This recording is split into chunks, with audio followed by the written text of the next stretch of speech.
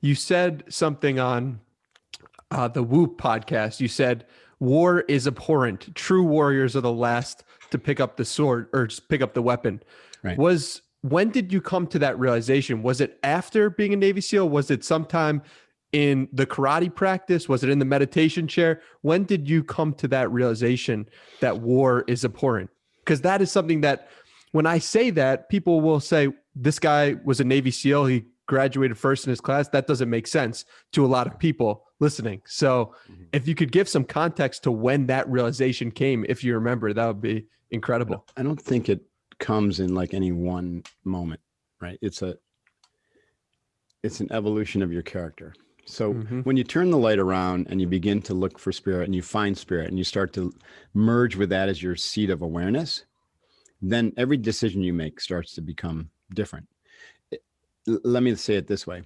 If you never practice meditation, there's a high likelihood that you're going to be completely merged with ego, completely merged with your thoughts and emotions and story. And those types of SEALs, even though one might consider them a warrior or Green Berets or Rangers or just infantry or Marines, those types of warriors, they can be tactically really proficient. They can be excellent operators. They can love their teammates. They can be very patriotic, and they're great warriors, but they haven't transcended ego. They're not going to find that kind of respect for the entity. They're not going to be able to see the sameness because they're just looking at the differences. And so that's fine. But I tell you what, I know SEALs who are tortured because in that moment, they decided to pull the trigger because in their view, it was the right thing to do. And they'll never know if that woman or that child was really an enemy combatant. Or even if they were, they'll never know if there was a different way to do it.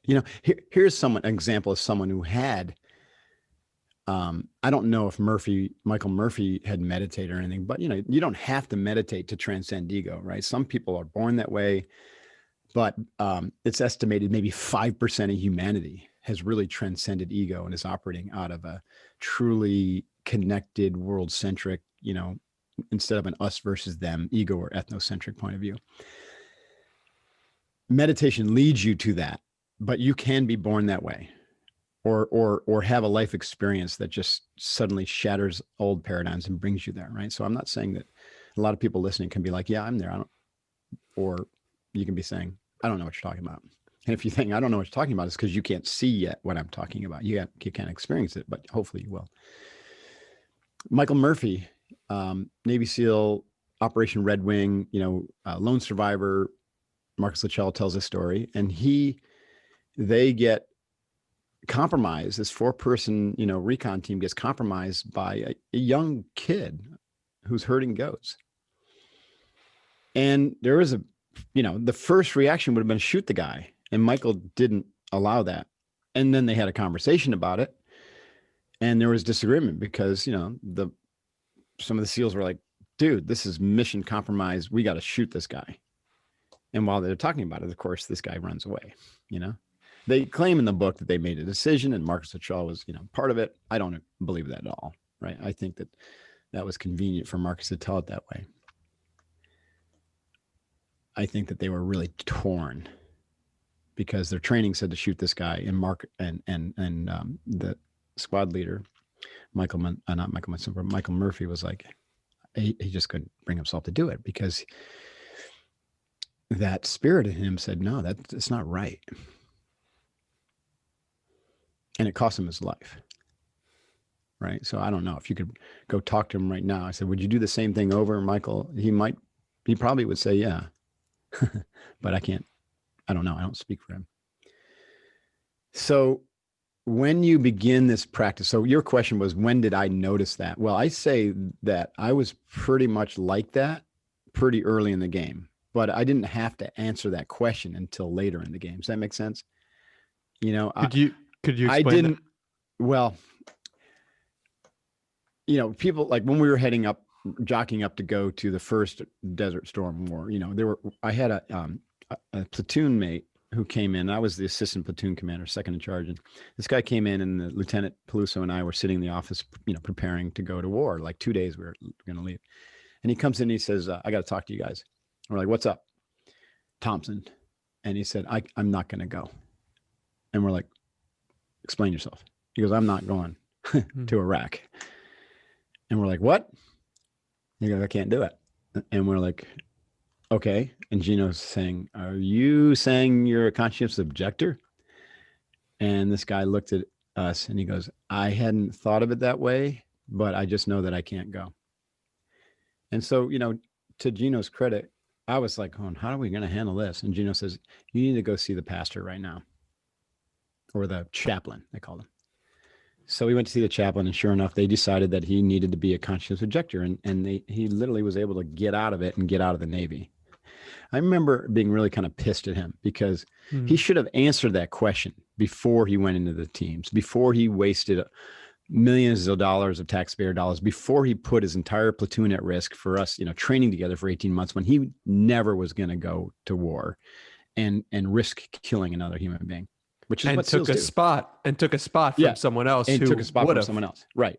So through that process, I remember asking myself, it's like, okay, what does that mean for me? Can I take another life? And I remember meditating on this, and the answer that came to me was, I don't want to, but I can. But it's going to have to be very, very clear that, if this person is trying to kill me or my teammate, yeah, I'm going to shoot him. But there might be circumstances where someone's still looks like an enemy combatant, probably is an enemy combatant, but they're not threatening my life. They're not threatening my teammate's life. They're trying to get away or whatever. And I'm going to have to ask myself, is it appropriate to shoot this guy right now or girl? Right. And so that's kind of one aspect of it. The other is more along the lines of the warrior initiating combat or war. And that's what I meant by the warrior's the last to pick up the lance. I remember one of the things that profoundly impacted me is I went to this Apache Scout kind of training led by Tom Brown. He's a really pretty famous tracker and has this outdoor survival school. And he read this poem, and I got a copy of it. I don't have it in front of me, but it was profound because it was this, the scout, and it was written by a Apache leader. Now, Apaches were incredible warriors, and they trained relentlessly. And they were very spiritual, right? As you can imagine. And they could be very violent, but they were very judicious with their use of violence. And they had this prayer, if they were ever going to go into violence, they would say, a spirit that runs through all things they call grandfather, please, forgive me, for now must pick up the lance. Bless my hand, bless my heart. Right. And help me continue to feel the love for my enemy, or something like that. Right. Wow. I wish I'd thought to break that out. It's really profound.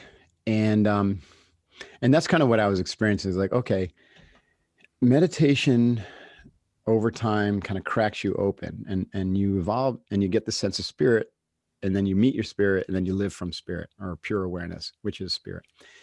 And when you do that, you start to see that in everyone else.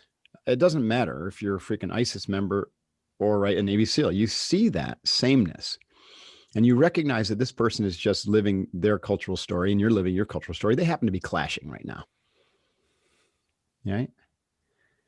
And if I was like a Spartan, and I was staring down the Persians at the hot gates of Thermopylae, I would definitely kill as many as I could, because there's only 300 of us, and we're going to die anyways. And so, and I'm trained and these people they're just going to try to kill us. So I'm going to do everything I can to not be killed, which means I have to kill them. But every one of them, would be an unfortunate loss from my perspective. Whereas my teammates might be like, yay, whack-a-mole. Does that make any sense? Now, absolutely. I wouldn't. Now, if I was King Leonidas and I was enlightened, I don't know what I would do. Of course, he didn't initiate. right? He didn't initiate that war. And they truly were the last and the only ones in that particular scenario to pick up the weapons and to go do the deed. And so that's very much in line with my philosophy. Like, the point is, you're not like, the opposite is like, and I know he's lauded as this wonderful warrior and leader, but Alexander the Great, right? Alexander the Great wasn't the last to pick up the lance. He was the first. He was a conqueror. And that's the difference between, you know, a warrior, like I'm talking about, a warrior, a spiritual warrior, and a conqueror. And so he didn't care about the people he conquered. He just went and conquered them, took their land, left people in charge, moved on. It was all about his ego.